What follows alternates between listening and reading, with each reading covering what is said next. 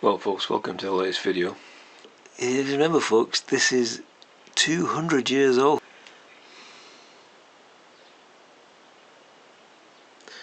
Well, that's pretty well jammed. So I'm going to go in from the other side. Right, so here we have the spring chock. And it is pretty chocker. It's rock solid. So I'm going to go in from the long end and try and waggle it a bit to loosen it off. There are other things we could do like WD-40 and stuff, but not really too keen on that, to be honest. There you go, so it's moved. And if we can somehow get it where you can see what I'm doing.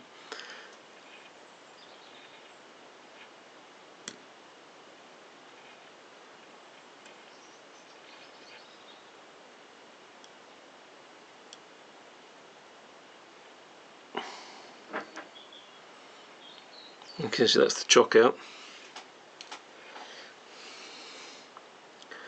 It's always worth taking a note of just where exactly the end of the spring happens to be, because that's critical to the timing of the watch.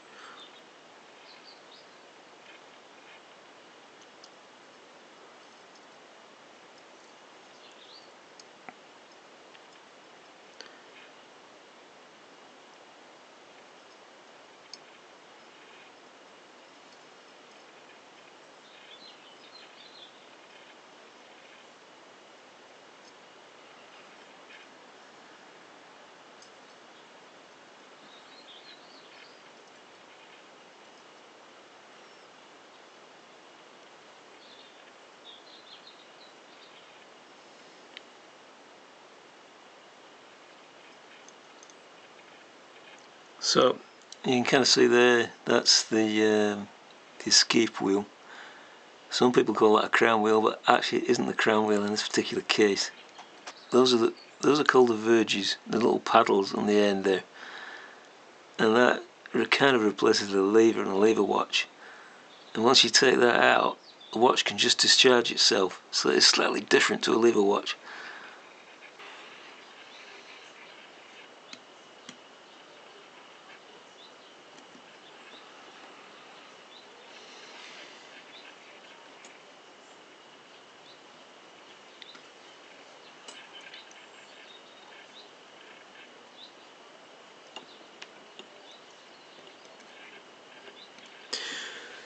This is the kind of thing that goes ping across the room, so yeah, just ease it out, as they say. I don't want it to go ping.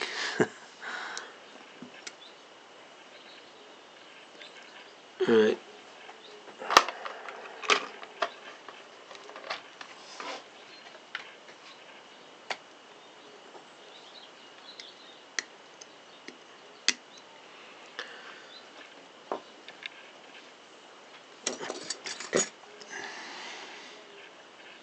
Right, so if I take the two screws out, just here and just here, which are a little rusty, need re-bluing, and that should just come off then.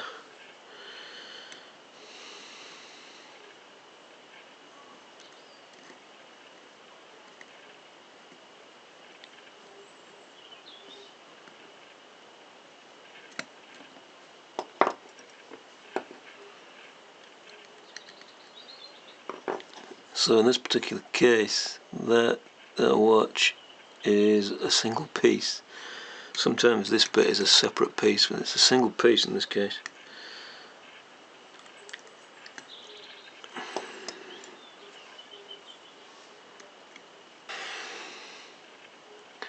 So if you turn it over, under the silver dial, that's a steel cog, and you can see what it connects with there.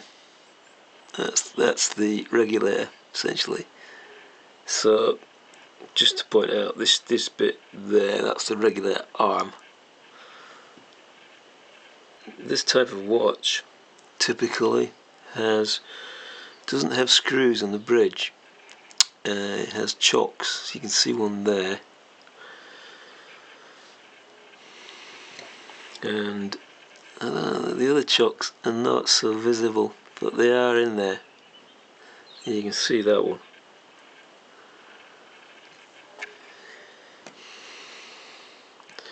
So one technique you can use is essentially put the pliers on the fine end of the chock and then use the pulse to push it out like so, and that saves you getting the thing pinging across the room with the tweezers and what have you. Okay, so these are the other chocks. As you can see, they're pretty tiny, and one of the reasons that they are tiny is because when the plate here goes over, they have to fit inside these little chamfers.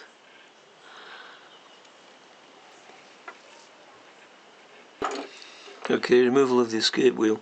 So the escape wheel is spinning pretty freely. This end here is the adjustment, and since this watch was more or less running, you need to just check the play in it, and that is actually pretty tiny. So because of that, I'm not going to disturb the adjustment, but you can still take it off. You basically do it from the other end.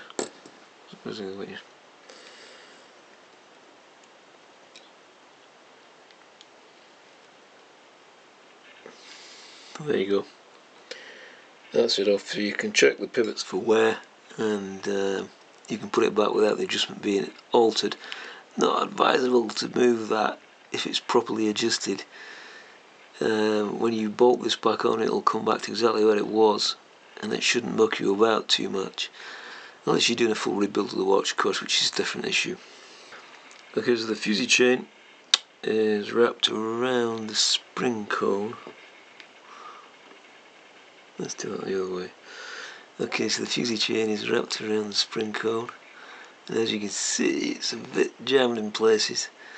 Now, fusee chains are pretty good quality steel, so if you clean them up and free them up very gently and very carefully so as not to damage them, they're very serviceable again usually.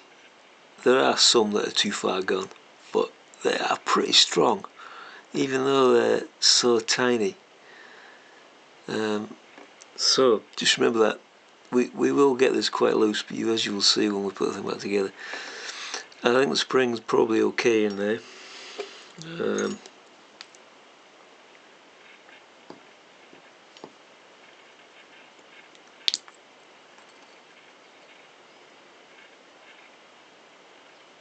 Yeah, that does look okay. There's maybe a possible problem just there, I'm not sure. Maybe there's a break in it, I don't know. That barrel does look a bit too stuffed to me, so maybe we could do with taking a bit off it anyway. In the end, just interestingly enough, you can see there's evidence of a solder repair here. Really old solder repair. Right, one last thing with this top plate. So this is called the Fusee stop iron, and that spring reflex there is supposed to be there because it engages with this snail-like piece on top of the fusee cone there. You just see that, which has a bit of rust on it, unfortunately. Now this is notoriously tricky to set up, so I generally don't mess with that unless it's absolutely necessary. I generally leave those alone on most all watches. Make sure it does what it's doing right now and oil it by all means, and make sure it stops the cone when you're putting the watch back together. But if you don't have to mess with this, then don't, because it's a bit of a tricky one. So there's a quick heads up on just how much dirt is on it. We've got some parts in the watch for cleaning up. Okay, that's the end of this little video. Thanks very much for watching, folks. So there's the watch, finished off. It does look beautiful, doesn't it? So it does actually run briefly, but it needs a new mainspring. The spring is jumping, and so we need to put a new spring in it. and I think it will run perfectly well if you do that. The pivots are okay, so there you go, beautiful little old Fusee